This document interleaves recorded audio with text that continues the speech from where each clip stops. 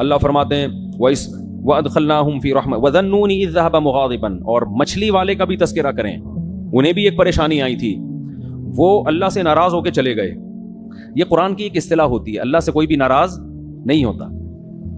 اور کیا قرآن کہہ رہا ہے فَظَنَّ أَن لَّن نَّقْدِرَ عَلَيْهِ، یا یہ بھی ہو سکتے ہیں قوم سے ناراض ہو کے، غضبناک ہو کے کہ میری قوم ایمان نہیں لا رہی ہے.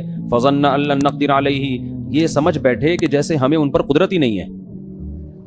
حضرت نوح علیہ السلام یونس علیہ السلام اپنی قوم کو تبلیغ کر رہے تھے. جب مایوس ہو گئے نا تو حضرت یونس کو لگا کہ اب ان پر عذاب آئے گا اور یہ ہلاک ہو جائیں گے، تو اللہ کے خوف سے بستی چھوڑ کر نکل گئے. اللہ کے علم میں یہ بات تھی کہ جب یہ قوم عذاب دیکھے گی تو توبہ کر لے گی. یہ قوم عذاب دیکھے گی تو کیا ہوگا؟ دوسری قومیں تو عذاب دیکھ کے بھی مذاق اڑاتی تھیں. قوم عاد نے کیا کہا تھا؟ پیغمبر نے کہا کہ یہ بادل ہیں جو پتھر برسائیں گے. انہوں نے کہا نہ بادل پتھر تھوڑی، بارشیں ہوں گی، مزہ آئے گا، انجوائے کریں گے ہم. وہ کہہ رہے ہیں عذاب آ رہا ہے، وہ کہہ رہے نہیں. تو قرآن کہہ رہے صرف یونس علیہ السلام کی واحد قوم ایسی قوم ہے جس نے جب عذاب دیکھا تو فوراً اس نے کیا کر لی؟ توبہ. ابھی عذاب کا کوڑا برسا نہیں تھا، عقل مند لوگ تھے اور یہ ڈر گئے تھے کہ پیغمبر ہمارے درمیان نہیں ہے، کوئی اب مسئلہ نہ ہو جائے. تو اللہ نے ان سے عذاب کو دور کر لیا. پھر اللہ نے حضرت یونس کی گرفت کی کہ آپ میری پرمیشن کے بغیر بستی چھوڑ کر نکلے کیوں؟ تو پھر قرآن اپنے انداز میں ڈانٹ لگاتا ہے. تو اس کا یہ مطلب نہیں ہوتا کہ وہ نافرمان تھے یا واقعی اللہ کا ان پہ غضب ہوا، ایسا کچھ نہیں ہے. یہ اللہ کا جلال ہے نا، اللہ کا انداز، کلام کا انداز ہے. اللہ فرماتے ہیں یونس یہ سمجھے اللہ نقدر علیہ کہ ہم ان کو پکڑ ہی نہیں سکیں گے. حالانکہ یونس ہرگز ایسا نہیں سمجھے. اگر وہ ایسا سمجھتے تو وہ تو اسلام سے خارج ہو جاتے نا. لیکن عمل سے ایسا لگ رہا تھا گویا وہ یہ سمجھ رہے ہیں کہ ہم ان کو پکڑیں گے نہیں اس پہ. اس لیے علماء ان آیات کی تعویل کرتے ہیں دوسری آیات کی روشنی میں. یہ آیتیں اپنے ظاہر پر نہیں ہوتی. تو اللہ فرماتے ہیں پھر کیا ہوا؟ سمانگ لگانی پڑی. اور وہ کیسے؟ یونس علیہ السلام جب گئے نا تو کشتی میں وزن زیادہ ہو گیا اور کشتی ڈوبنے لگی. تو وہاں لوگوں نے کہا کہ کوئی شخص ہم میں ایسا ہے، کوئی غلام اپنے مولا کی پرمیشن کے بغیر بھاگا ہے، تو قرآن اندازی ہوگی، جس کا نام آیا اس کو سمندر میں چھلانگ لگانی پڑے گی تاکہ دوسرے لوگ بچ جائیں. تو نام کس کا آیا؟ یونس علیہ السلام کا. کیا آزمائش ہے یار، ساری زندگی تبلیغ کی ہے بھائی. یعنی میں آج کل دینداروں کی بات کر رہا ہوں کہ جو نماز پڑھتے ہیں، روزہ رکھتے ہیں، کہتے ہیں یار ہم تو اتنے نیک لوگ ہیں. نہ کبھی پرسوں کیا ہوا، میں آپ کو دلچسپ واقعہ سناؤں. میں کسی کام سے صدر کی طرف رات کو جا رہا ہوں 2 بجے. راستے میں ہوٹل میں ہم نے کہا کہ چلو کھانا کھاتے ہیں، بھوک بہت سخت لگ رہی تھی، کھانا نہیں کھایا ہوا تھا. تو ہوٹل میں جب میں بیٹھا تو ایک صاحب آئے، گھنٹہ انتظار کیا نا میرا انہوں نے کہ یار آپ کھانا کھاؤ تو میں نے آپ سے ایک سوال پوچھنا. اور بڑی عقیدت میں نے کہا چلو بیچارے اتنی دیر سے بیٹھے ہوئے ہیں، کھانا ہم نے تسلی سے کھایا، آ کے مجھ سے ملے، السلام علیکم. وعلیکم السلام، خیریت سے ہیں جی؟ الحمدللہ. بڑی خوشی ہوئی. میں نے کہا ماشاء اللہ. کہتے ہیں ایک سوال پوچھنا ہے آپ سے. یہ کوئی غیبت کی بات نہیں ہے، نہ کوئی اس میں ٹینشن کی بات ہے. مجھے کہنے لگے کہ میں ساری زندگی ایمانداری سے میں نے ملازمت کی ہے، کبھی کسی کا 1 روپیہ نہیں دبایا، لیکن میرے پاس اتنی غربت ہے کہ میرے پاس گھر جانے کا کرایہ بھی نہیں ہے. تو یہ ایماندار لوگوں کے ساتھ ایسا کیوں ہوتا ہے؟ اور مجھے اس سوال کا صحیح جواب چاہیے. میں نے کہا بھائی بعض دفعہ ہوتا ہے، اللہ کی طرف سے آزمائش ہوتی ہے. عموماً تو ایسا نہیں ہوتا، ایماندار لوگوں کے مال میں اللہ برکت دیتا ہے، لیکن کبھی کبھار اللہ کی طرف سے آزمائش بھی آتی ہے اور بے ایمان لوگ ترقی بھی کر جاتے ہیں. پھر میں نے مثال دی سابق صدر کی. میں نے کہا ایمانداری کا عالمی ریکارڈ قائم کیا ہے، مگر آپ دیکھو پیسہ ہے کہ آیا ہی چلا جا رہا ہے. آئے پوری اسٹیل میں 1 چمچ اسٹیل کا کھا سکتے ہیں آپ؟ ہے بھائی 1 چمچ ہم اسٹیل کا چبا نہیں سکتے، اور بعض لوگ پوری اسٹیل ملے کھا گئے ہیں. تو میں نے کہا دیکھو یہ تو اللہ کی طرف سے. مجھے کہتے ہیں جواب درست نہیں ہے. کہتے ہیں آپ کے جواب سے میں بالکل بھی مطمئن نہیں ہوا.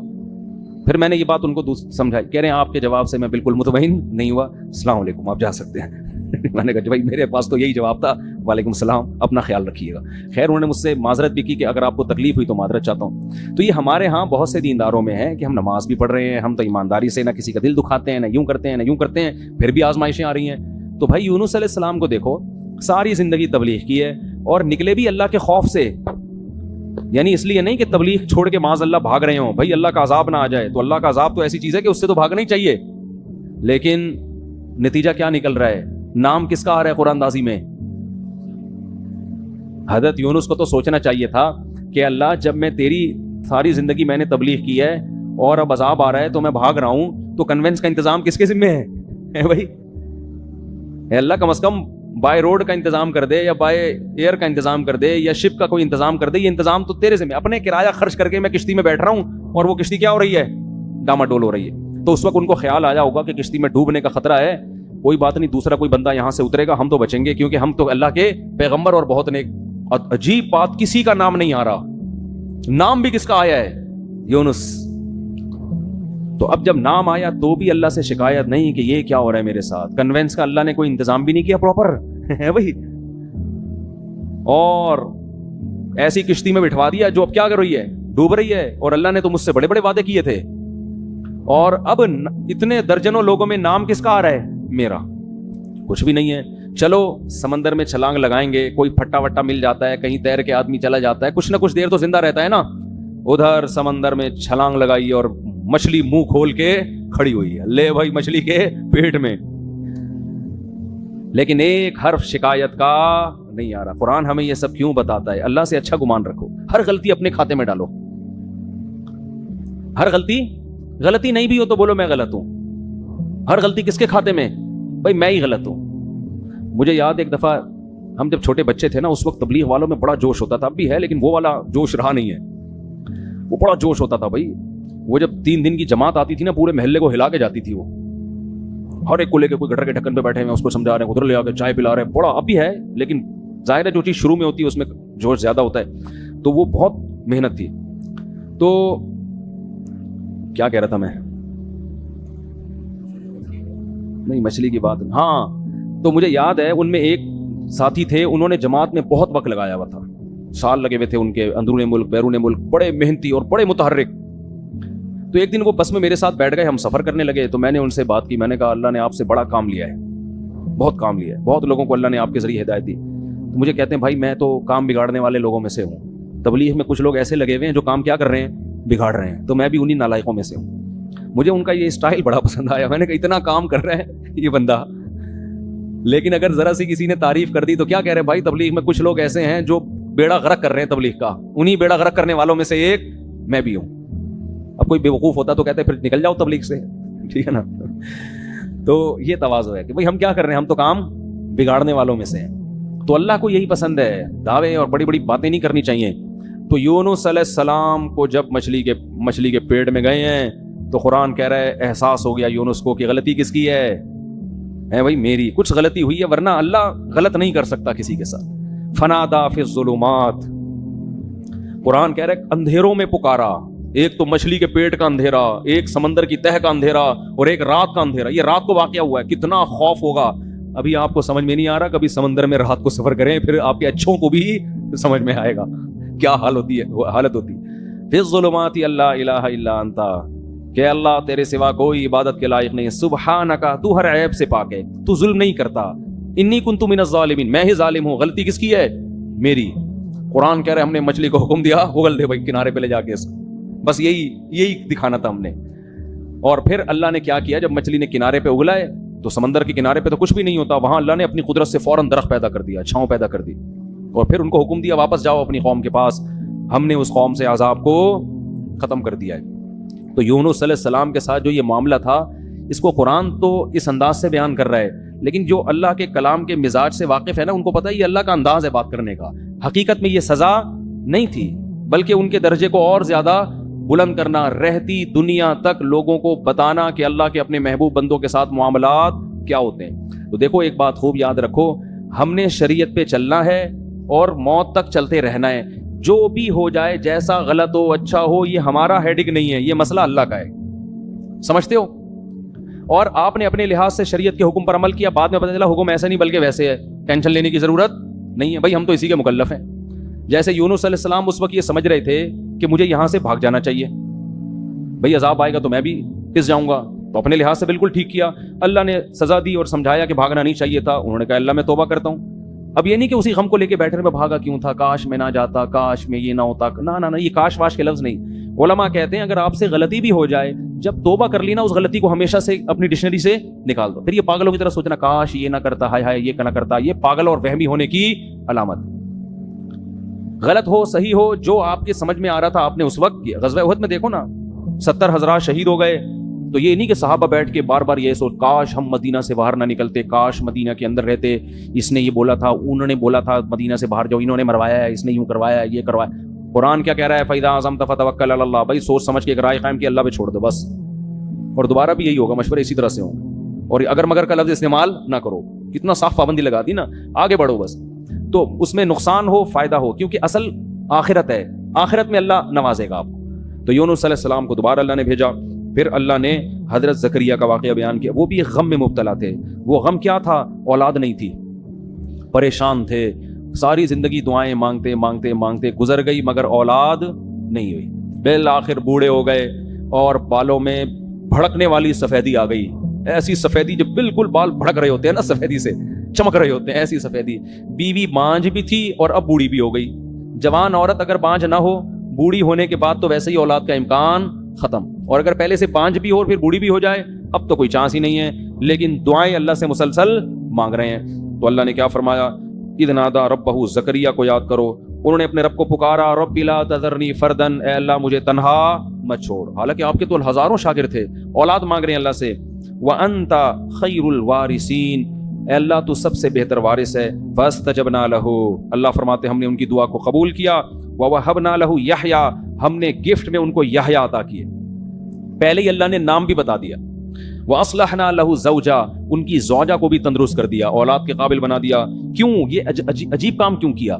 اس لیے كَانُوا يُسَارِعُونَ فِي الْخَيْرَاتِ, فرمایا یہ خاندان ایسا تھا کہ یہ نیکی کے کاموں میں ایک دوسرے سے آگے بڑھنے کی فکر میں لگے رہتے تھے. انداز دیکھو قرآن کا. ہمارے خاندانوں میں کیا ہے؟ پیسہ کمانے میں ایک دوسرے سے اسپیڈ, ہر آدمی کوشش کر رہا ہے میری اسپیڈ اس سے کیا ہو جائے, صحت میں میری اسپیڈ اس سے زیادہ. جم میں جب جاتے ہیں تو ایک دوسرے کے ڈولے دیکھ کے کہتے ہیں کہ میرے اس سے, وہ جو ٹریننگ دینے والا ہوتا ہے اس سے کہتے ہیں, اشارہ کر کہتے ہیں اس سے ڈبل ہونا چاہوں, ڈبل 1-2 مہینے بعد مجھے اس سے ڈبل کر دو. کسی کی فٹنس دیکھ کے کہتے ہیں کہ اس کی کمر نظر تو آ رہی ہے, میری ایسی ہونی چاہیے کہ CID والے بھی تلاش کریں تو ان کو نہ ملے. تو ہم فٹنس میں, صحت میں, دولت میں, ان میں کیا کر رہے ہیں آگے. اگر یہ اللہ کے لیے ہو تو پھر تو ٹھیک ہے, لیکن اللہ کے لیے ہے نہیں نا, مسئلہ تو عیاشی کے لیے. تو اللہ فرماتے ہیں زکریا, ان کی زوجہ اور یہ جو خاندان تھا, یہ نیکیوں میں, خیر کے کاموں میں ایک دوسرے سے آگے بڑھنے کی کوشش کرتے رہتے. حضرت شیخ الحدیث مولانا زکریا رحمۃ اللہ علیہ نے اپنی آپ بیتی میں لکھا ہے کہ ہمارے گھر میں اتنی عبادت کا ماحول ہے کہ ہماری بیٹیاں بہویں تلاوت میں ایک دوسرے سے مقابلہ کر رہی ہوتی ہیں. رمضان میں تہجد میں ایک دوسرے سے مقابلہ ہوتا ہے. تو یہ جب تک یہ سوچ پیدا نہیں ہوتی نا, انسان کوئی کارنامہ سر انجام نہیں دیتا. ہمیں یاد ہے جب جاگنے کی راتیں آتی تھی, ہم چھوٹے بچے تھے, تو مسجدوں میں ہمارے مقابلے ہوتے تھے, کتنی رکعتیں کون پڑھے گا. ابے اس نے 50 پڑھ لی ہیں, ہم کہتے ہیں ابے ہم 100 پڑھ کے دکھائیں گے. اب یہ مقابلے بھی گھروں میں بھی, یہ مقابلے ختم. اب اسکور کون PUBG میں زیادہ بنا رہا ہے, اب مقابلے اس میں ہو رہے ہیں. تو آج بھی الحمدللہ ایسے علماء موجود ہیں جن کے گھروں میں تلاوت کا معمول اور عبادت کا معمول. تو اللہ فرماتے ہیں یہ لوگ نیکیوں میں, صدقات و خیرات میں, نمازوں میں ایک دوسرے سے سبقت کرتے تھے. وَيَدْعُونَنَا رَغَبًا وَرَهَبًا, یہ جملہ جو ہے نا یہ پہلے سے بھی زیادہ اہم ہے. اور یہ ہمیں پکارا کرتے تھے جہنم کے خوف اور جنت کی لالچ میں. آج جو ہماری دعائیں ہیں ان میں جنت اور جہنم کا عنصر کم ہو گیا ہے, دنیا کا عنصر زیادہ ہو گیا.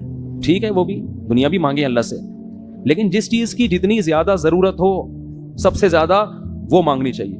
ہمیں سب سے زیادہ ضرورت اس بات کی ہے کہ اللہ ہمیں سیدھے راستے پہ چلا دے. دنیا تو گزر جائے گی جیسی تیسی. تبھی حدیث میں یہ دعا آئی ہے, لا تجعل مصیبتنا فی دیننا, اے اللہ اگر کوئی مصیبت ہمارے مقدر میں لکھی ہے نا تو وہ دین میں نہ آئے, دنیا میں آ جائے. وہ نہیں آ رہی بات. اگر اللہ کرے کہ کہیں مصیبت نہ آئے, لیکن اگر کوئی مصیبت لکھی ہوئی ہے, آنی ہی ہے, تو اللہ اس سے دنیا کا نقصان ہو جائے, آخرت کا نقصان نہ ہو, دین خراب نہ ہو ہمارا. کیوں؟ دنیا مسافر خانہ ہے بھائی, جیل میں بھی گزر جائے گی, ایک دن آئے گا. 1000 سال بھی عمر اگر ہمیں مل جائے نا وہ بھی ختم ہوگی. نوح علیہ السلام کی ہو گئی نا ختم, تو ہماری بھی ختم ہو جائے گی ایک دن. تو اللہ کہتے ہیں جنت کی لالچ اور جہنم کا خوف, یعنی راتوں کو اٹھ کے جو دعائیں مانگتے تھے اس دعا میں زیادہ عنصر کیا تھا؟ اے اللہ جہنم کی آگ سے بچا اور جنت کی نعمتیں عطا کر. پھر اس کے لیے عملی کوشش بھی کرے انسان. پھر اللہ نے حضرت مریم کا تذکرہ کیا کہ کیسے پاک دامن تھی. تو یہ تو تھی سورہ حج. اس کے بعد ہے سورہ انبیاء تھی, پھر سورہ حج ہے.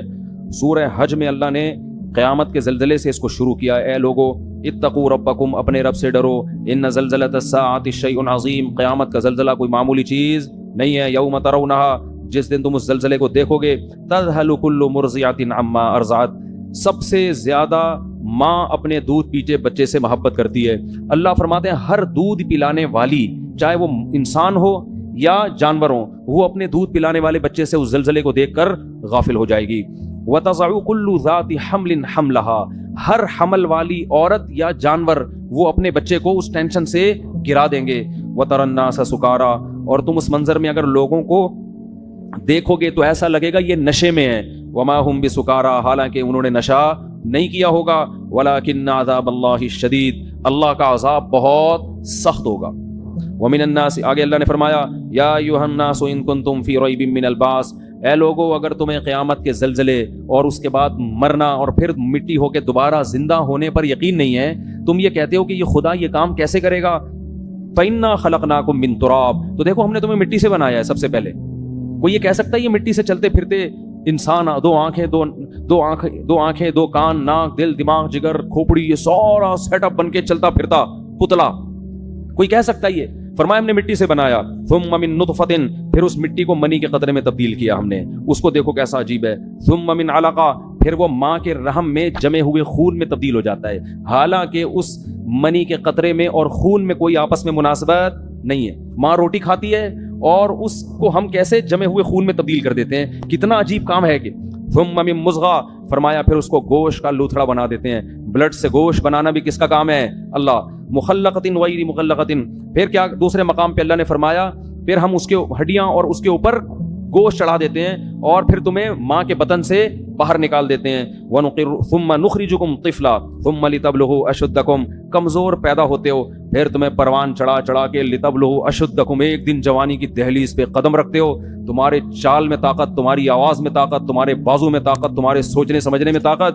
ومنکم من یتوفی, کچھ لوگ تو جوانی میں مر جاتے ہیں. پھر اللہ کیا تصرف کرتا ہے؟ یرد الی ارذل العمر, کچھ لوگوں کو سخت بڑھاپے کی طرف ریورس کر دیتا ہے. لکی لا یعلم من بعد علم شیئا, سب کچھ جانتے بوجھتے ہوئے بھی احمق اور بے وقوف بن جاتا ہے. وہ ایسا دماغ اللہ اس کا معاف کر دیتے ہیں. فرمایا کہ یہ اگر تمہیں شک ہے تو خدا کی قدرت کی یہ نمونے تم اپنی آنکھوں سے صبح شام دیکھ رہے ہو, تو وہ خدا مٹی ہونے کے بعد دوبارہ زندہ کیوں نہیں کر سکتا؟ اللہ کہتے ہیں ایک اور دلیل ہم دیتے ہیں. وَتَرَى الْأَرْضَ حَامِدَةً, زمین کو دیکھو کیسے مرجھائی بھی پڑی ہوئی ہوتی ہے, کھود کے دیکھو کہ مٹی گوبر کے علاوہ کچھ بھی نہیں ملے گا. کوئی کہہ سکتا ہے اس میں پانی ڈالو تو یہ سب کچھ اگے گا, کچھ ہے ہی نہیں, نہ اس میں خربوزہ ہے, نہ تربوز ہے, نہ انار ہے, نہ انگور ہے, کچھ بھی نہیں نظر آئے گا اس میں تمہیں. لیکن تمہارے رب نے ایسے سافٹ ویئر اس مٹی کے اندر انسٹال کر دیے ہیں کہ فَإِذَا أَنزَلْنَا عَلَيْهَا الْمَاءَ, جیسے ہی ہم آسمان سے پانی اور برساتے ہیں, اهتزت, ایک دم زمین حرکت میں آنا شروع ہو جاتی ہے. وَرَبَتْ, اور اس کا سینہ پھٹنا شروع ہو جاتا ہے. وَأَنبَتَتْ مِن كُلِّ زَوْجٍ بَهِيجٍ, ہر طرح کے خوشنما درخت اور پھول بوٹے اور پھل وہ پیدا کرنا شروع کر دیتی ہے. اسی زمین سے کیسے پھول خوبصورت, کیسے جنگل آباد ہوتے ہیں. ذالک, اللہ کہتے ہیں یہ خدا اس لیے کر رہا ہے تمہیں یقین آ جائے بِأَنَّ اللَّهَ هُوَ الْحَقُّ, کہ وہ اللہ برحق ہے. وَأَنَّهُ يُحْيِي الْمَوْتَى, وہی مردوں کو دوبارہ زندہ کرے گا, تاکہ تم یہ نہ کہہ سکو یہ مردے زندہ کیسے ہوں گے. یہ اللہ اس لیے کر رہا ہے, بتائے گا جو یہ کر سکتا ہے, جو مٹی سے خربوزے, انار, انگور, انار پیدا کر سکتا ہے, وہ مٹی کو ریورس کر کے تمہیں دوبارہ انسان کیوں نہیں بنا سکتا. وَأَنَّهُ عَلَى كُلِّ شَيْءٍ قَدِيرٌ, اور تمہیں یقین آ جائے کہ اللہ ہر چیز پر قدرت رکھتا ہے. وَأَنَّ السَّاعَةَ آتِيَةٌ لَا رَيْبَ فِيهَا, تمہیں پتہ چل جائے کہ قیامت ایک دن آئے گی اور اس کے آنے میں کوئی شک نہیں ہے. وَأَنَّ اللَّهَ يَبْعَثُ مَن فِي الْقُبُورِ, اور جو قبروں کے اندر دفن ہیں, لوگ پڑے ہوئے ہیں, اللہ ان کو ایک دن اکھاڑ کے اپنے سامنے کھڑا کر دے گا. کیا انداز ہے قرآن مجید کا. دنیا میں سب سے بڑا احمق اور بے وقوف وہ ہے جو یہ کہتا ہے کہ ہم مٹی ہو کے ختم ہو جاتے ہیں. بھلا کون اس مٹی میں دوبارہ جان ڈالے گا؟ صبح شام اللہ پانی برسا کے مٹیوں میں ہی تو جان ڈال رہا ہے جو ہم کھا رہے ہیں. یہ انار مٹی ہی تو ہے جو آپ کھاتے ہیں, یہ کھجور مٹی ہی تو ہے جو ہم کھاتے ہیں, یہ روٹی مٹی ہی تو ہے جو ہم کھاتے ہیں, گوشت مٹی ہی تو ہے جو جانور نے کھایا اور اس سے گوشت بنا, دودھ مٹی ہی تو ہے, یہ سارے, اور ہم بھی تو مٹی ہیں. مٹی سے کیسے مختلف چیزیں اس نے بنا دی, اس پہ نہیں مان رہے کہ اللہ کی قدرت, اور اعتراض کس پہ کر رہے ہیں؟ مٹی سے دوبارہ انسان کیسے بنے گا. تو اللہ فرماتے ہیں یہ سب ہم اس لیے تو اپنے قدرت کے نمونے دکھا رہے ہیں تاکہ تمہیں پتہ چل جائے. پھر اللہ کہتے ہیں وَمِنَ النَّاسِ مَن يُجَادِلُ فِي اللَّهِ بِغَيْرِ عِلْمٍ, بہت سے لوگ ایسے ہیں جو اللہ کے بارے میں بغیر دلیل کے جھگڑتے ہیں. کیا جھگڑنا؟ وہی اللہ کہہ رہے ہیں زندہ کروں گا اور یہ کہتے ہیں نہیں ہوگا. فرماتے ہیں ان کا انداز کیا ہوتا ہے؟ ثانی عطفہ, جب ان کے سامنے اللہ کی آیات تلاوت کی جاتی ہیں کہ تم زندہ ہوگے, تمہیں حساب دینا ہے, تو یہ اپنے پہلو کو موڑ لیتے ہیں وہاں سے. چلو یار کوئی اور بات کرو, یہ کیا قصے کہانیاں لے کے بیٹھ گئے ہو. یہ انداز ہے قرآن کا. ثانی, اپنے پہلو کو کیا کر لیتا ہے؟ فولڈ کر لیتا ہے, فوراً موو کرتا ہے وہاں. کھانے پینے کی بات ہو, خربوزے کی بات ہو, تربوز کی بات ہو, سموسے کی بات ہو, توجہ کرے گا, ہاں جی ذرا اونچا بولیں کیا کہہ رہے ہیں آپ. پیسوں کی بات ہو, بحریہ ٹاؤن کی بات ہو, گاڑیوں کی بات ہو, 4 شادیوں کی بات ہو, کرے نہ کرے لیکن سنے گا شوق سے. لیکن جب بات ہوگی کہ تمہیں ایک دن خدا زندہ کر کے حساب دے گا, تو قرآن کہہ رہا ہے ثانی عطفہ, اپنے پہلو کو فوراً کیا کرتے ہیں, موڑتے ہیں. کیوں؟ یعنی ٹاپک کو کیا کرو بھائی, چینج. جیسے ہوٹلوں میں لکھا ہوتا ہے نا, سیاسی باتیں کرنے پر پابندی ہے, پھٹا ہو جاتا ہے نا بعض دفعہ. تو یہی ہمارا مزاج ہے, ثانی عطفہ لیضل عن سبیل اللہ. ایک آیت پڑھ کے بس درس کو ختم کرتا ہوں. اللہ نے فرمایا وَمِنَ النَّاسِ مَن يَعْبُدُ اللَّهَ عَلَى حَرْفٍ, کچھ لوگ ایمان لے بھی آتے ہیں. فرمایا کچھ ایسے ہیں جو مان بھی جاتے ہیں, لیکن ان کا انداز کیا ہوتا ہے, وہ اللہ کی عبادت کرتے ہیں کنارے پہ کھڑے ہو کر. فَإِنْ أَصَابَهُ خَيْرٌ اطْمَأَنَّ بِهِ, اگر اسلام میں فائدہ نظر آ رہا ہے, بہت زبردست مذہب ہے اسلام, واقعی اسلام پہ چلنا چاہیے. سمجھ میں آ رہی ہے بات؟ جب زکوٰۃ لینی ہو تو اسلام, کیونکہ اسلام نے زکوٰۃ کو فرض کیا, بہت اچھا حکم ہے, لائیے زکوٰۃ نکالیے, ٹھیک ہے نا. جب دینے کی باری آئی, لوگ کہتے ہیں میرے پر 1 کروڑ روپے 2.5 لاکھ زکوٰۃ بن رہی ہے, 2.5 لاکھ کون دے گا؟ او بھائی 1 کروڑ بھی تو ہے تیرے پاس, اس کو نہیں دیکھ رہا, 1 کروڑ کو نہیں دیکھے گا, جو 2.5 لاکھ نکل رہے ہیں نا اس پہ موت آ رہی ہے. اور صرف زکوٰۃ نہیں, اسلام تو کہہ رہا ہے اور بھی سخاوت کرو, ہاتھ کھولو اللہ کی راہ میں, اپنا مرنا ہے ختم. ہم چائنیز کی طرح یہ پیسہ قبر میں تھوڑی لے کر جائیں گے. وہ ملیشیا میں قبرستان ہے نا, چائنا والے ڈالر کے اتنے بڑے بڑے وہ کرنسیاں لے کے اپنے ساتھ دفن ہوتے ہیں, قبرستان ہے وہاں پہ. تو ہمارا تو یہ نظریہ ہے کہ یہ نوٹ ہم اپنے ساتھ قبر میں نہیں لے کے جائیں گے, یہاں جو خرچ کر دیے وہ آخرت, وہ قبر میں پہلے پہنچ گئے, اس کی نیکی پہنچ جائے گی. تو اللہ فرماتے ہیں کہ جب کوئی ان کو خوشی پہنچتی ہے, اطمئن بھی, تو مطمئن ہوتے ہیں. اسلام بڑا زبردست مذہب ہے. وَإِنَّ 4 شادیوں کی باتیں بھی ہیں بھائی اسلام میں. وَإِنَّ أَصَابَتْهُ فِتْنَةٌ, جب کوئی آزمائش آتی ہے, انقلب علی وجہہ, الٹے منہ اسلام سے واپس پھرتے ہیں. تو یہ اپنے مطلب کا مذہب ہے. خسرت دنیا والآخرہ, فرمائے یہ دنیا میں بھی برباد اور آخرت میں بھی. اسی طرح یاد رکھو کہ خواہشات کی بیس پر اپنا مسلک چھوڑنا بھی اسی میں داخل ہے. طلاقیں دے دے کے اہل حدیث سے جو فتویٰ لے کے آتے ہیں نا, ان پہ بھی یہی آیتیں فٹ ہو رہی ہیں. ابھی تک تو 4 امام اہل سنت والجماعت کے سمجھ میں آ رہے تھے, جیسے ہی 3 طلاقیں دے دیں تو اب کہاں جا رہا ہے, خواہشات پوری کرنے کے وہاں. تو اس سے بیوی حلال نہیں ہوگی, اس کو سمجھ لو. تو اور ان لوگوں کی زندگی میں کبھی بھی سکون نہیں آتا. تو خسرت دنیا والآخرہ, اللہ فرماتے ہیں دنیا بھی برباد اور آخرت بھی برباد. ذالک هو الخسران المبین, یہ بہت بڑا خسران ہے, خسارہ ہے کہ جب اسلام میں فائدہ نظر آ رہا تھا تو اسلام, نقصان نظر آ رہا تھا تو اسلام سمجھ میں نہیں آ رہا. اللہ تعالی ہمیں صحیح طرح سے اسلام پر چلنے کی توفیق عطا فرمائے.